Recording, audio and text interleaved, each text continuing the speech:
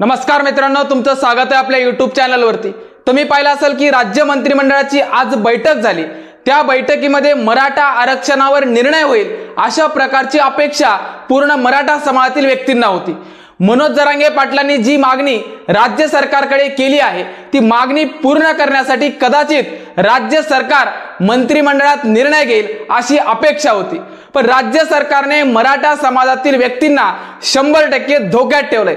एकमेव कारण आहे त्याच्यासाठी तुम्ही पाहिलं असेल की सध्या सत्तेतील व्यक्तींना मराठा समाजातील व्यक्तींच्या मताची भीती राहिली नाही। मेन महत्त्वाची गोष्ट, मराठा समाजातील व्यक्तींना आरक्षणाचा लाभ द्यायचा नाही। 100% याच्यातून निष्पन्न झाले। सगळ्या व्यक्तींच्या लक्षात आले की सध्या सत्ताधारी व्यक्तींना मराठा आरक्षणावर कोणताच निर्णय घ्यायचा नाही।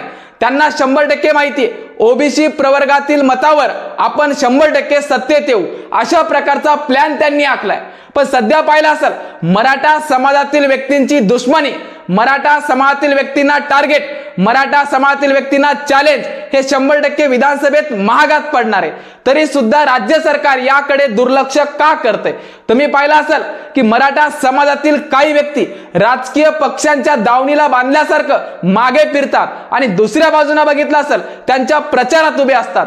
यामुळेच कदाचित राज्य सरकारने मराठा समाजाला दुर्लक्षित केला असावं। कारण काही जण बघितलं असेल काही व्यक्ती अजून सुद्धा ज्या व्यक्तींनी आरक्षणाच्या विरोधात बोललं त्या व्यक्तींच्या मागे फिरताना दिसतायत, त्यांच्या सभेत फिरताना दिसतायत। म्हणजे याच्यावरून कळलं की मराठा समाजातील व्यक्तींना फोडण्यासाठी आमिष दाखवले जातात। कदाचित मराठा समाजातील व्यक्ती काही फुटले असतील जेणेकरून त्यांना माहिती आहे मराठा समाजातील काही व्यक्तींची मते आपल्या बाजूने आहेत, म्हणून कदाचित मराठा समाजातील व्यक्तींची दिशाभूल करण्यासाठी राज्य सरकारने आतापर्यंत कार्यक्रम आखलेत। म्हणून गोरगरीब मराठा समाजातील व्यक्तींनी, मुस्लिम समाजातील व्यक्तींनी, धनगर समाजातील व्यक्तींनी, प्रत्येक समाजातील व्यक्तींच्या समस्याकडे दुर्लक्ष केलंय।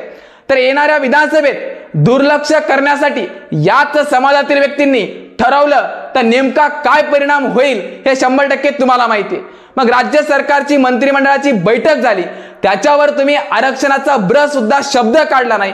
यावरून ठळक स्पष्टरित्या दिसतंय की मनोज जरांगे पाटलांना तुम्ही टार्गेट केलंय आणि मराठा समाजाला तुम्ही चॅलेंज केलंय।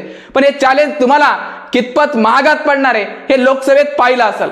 तरी सुद्धा या ठिकाणी मराठा समाजाला या ठिकाणी तुम्ही दुर्लक्ष करताय। तर येत्या काळामध्ये मराठा समाजाला प्रचारात आणि स्वतःच्या पक्षामध्ये घेण्याचा सुद्धा विचार करा। आणि मराठा समाजातील व्यक्तींनी सुद्धा कोणत्या राजकीय पक्षाच्या प्रचाराला जातोय, कोणत्या राजकीय पक्षात काम करतोय हे सुद्धा लक्षात घ्या। कारण तुमच्या गोरगरीब लेकरांच्या भविष्याला तुम्ही लात मारून राजकीय पक्षांचा प्रचार करत आहेत। मनोज जरांगे पाटलांनी आचारसंहितेची वाट का बघितली? कारण राज्य सरकार कदाचित मनोज जरांगे पाटलांच्या निर्णयावर षड्यंत्र रचू शकतं, म्हणून त्यांनी आचारसंहितेच्या पूर्वी निर्णय घेण्यासाठी वेळ मागितलाय।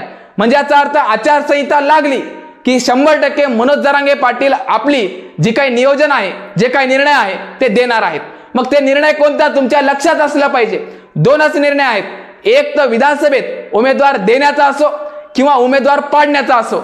उमेदवार देण्याचं ठरवलं तर प्रत्येक समाजातील व्यक्तीने एक गोष्ट लक्षात घ्या, प्रत्येक समाजातील एक उमेदवार असेल आणि मतदारसंघामध्ये प्रत्येक समाजातील व्यक्तींनी त्या उमेदवाराला साथ दिली पाहिजे। यामुळेच मनोज जरांगे पाटलांना निर्णय घेण्यासाठी वेळ लागतोय। कारण काही जण मराठा समाजातील व्यक्ती असो की इतर समाजातील व्यक्ती त्यांना फोडण्यासाठी राजकीय पक्षांचे षड्यंत्र चालू आहेत, जेणेकरून मनोज जरांगे पाटलांनी एखादा उमेदवार देण्याचं ठरवलं तर त्याच समाजातील काही व्यक्ती फोडण्याचा प्रयत्न या षड्यंत्र लोकांचा आहे।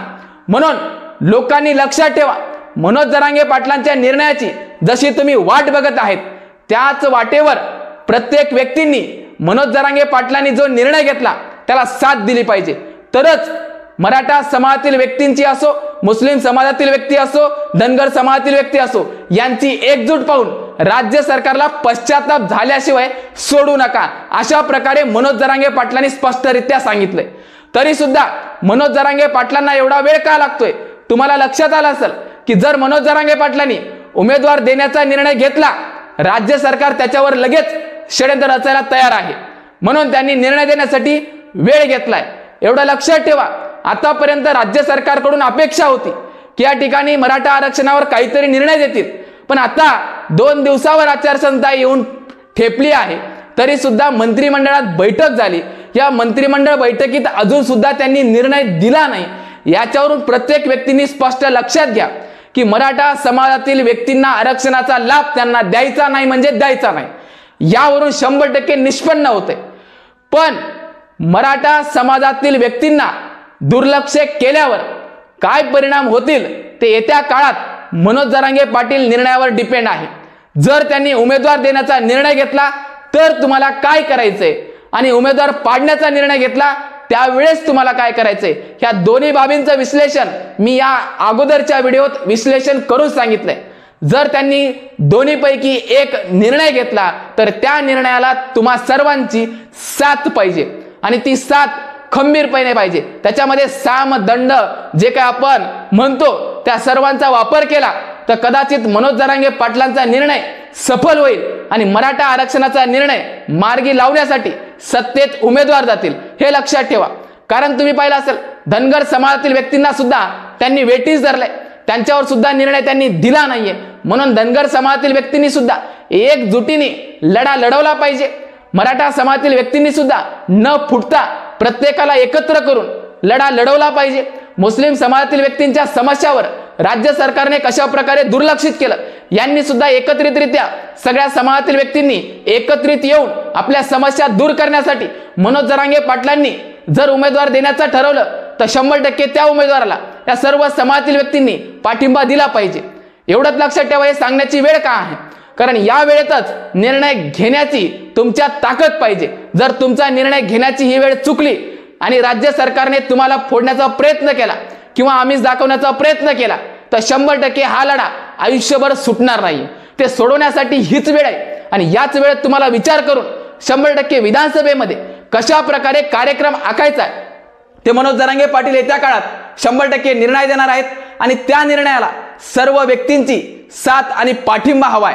म्हणून लक्षात ठेवा, मराठा समाजाला दुर्लक्ष केलं, मराठा समाजाला चॅलेंज केलं, मराठा समाजाला टार्गेट केलं तर लक्षात ठेवा हेच मराठा समाजातील व्यक्ती जे इतर पक्षात प्रचार करतायत, इतर पक्षात जाण्याचा प्रयत्न करतायत, त्या व्यक्तींना सुद्धा साथ कशा प्रकारे द्यायची हे तुम्हाला माहिती. ज्या व्यक्तींनी मराठा समाजाला टार्गेट करून पक्षाचा प्रचार करायला सुरुवात केली तर त्या व्यक्तींच्या सोबत जायचं का नाही जायचं हे विचार तुम्ही आत्ता करा.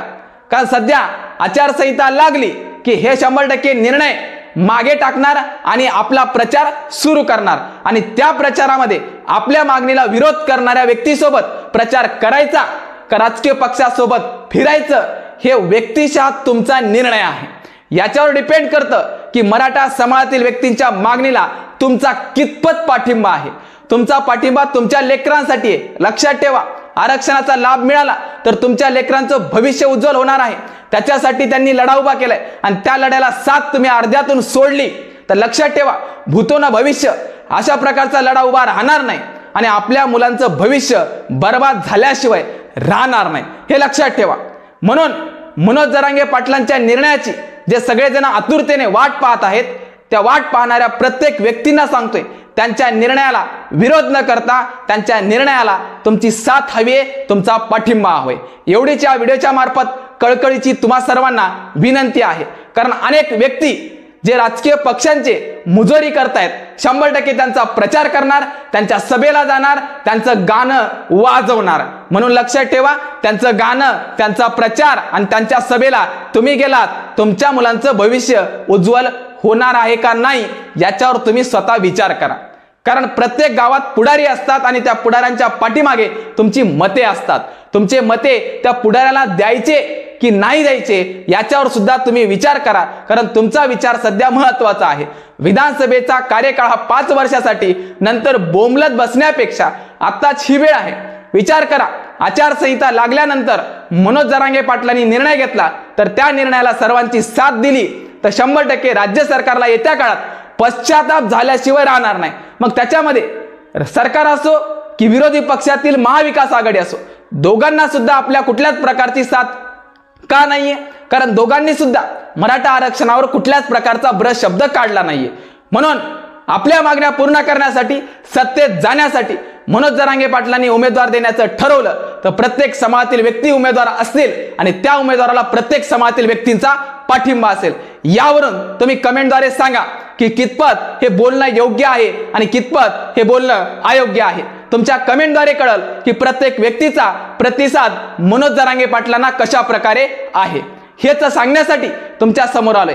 लक्षात ठेवा, जे बोललो ते ऐकलं ते लक्षात ठेवा, इतरांना ही माहिती शेअर करा, तेव्हा त्यांचे काने उघडतील आणि डोळ्याने नीट पाहतील। ठीक आहे, तर थांबतो। धन्यवाद।